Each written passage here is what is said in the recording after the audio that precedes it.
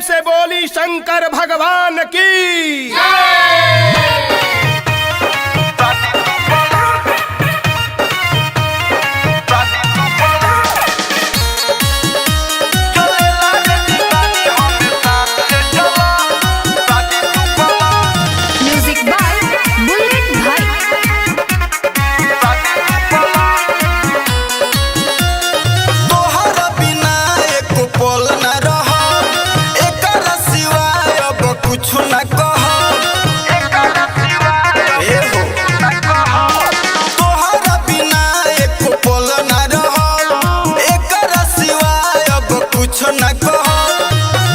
छोड़ी राजा जल्दी से गाड़ी धला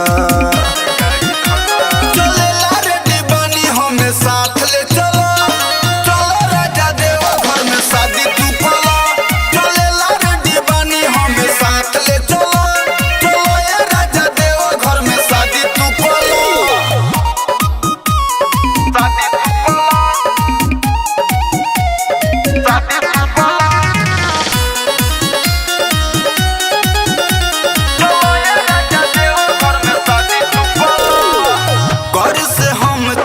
चोरी निकाल बेगू में कपड़ा दू चार सेट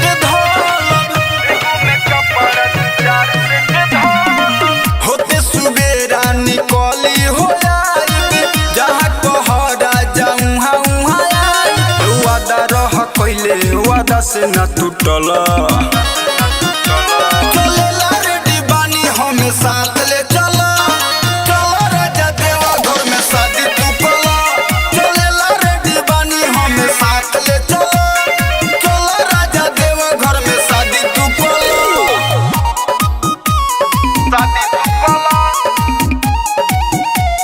शादी तू पला चलो ये राजा देवा घर में शादी तू पला संदेवा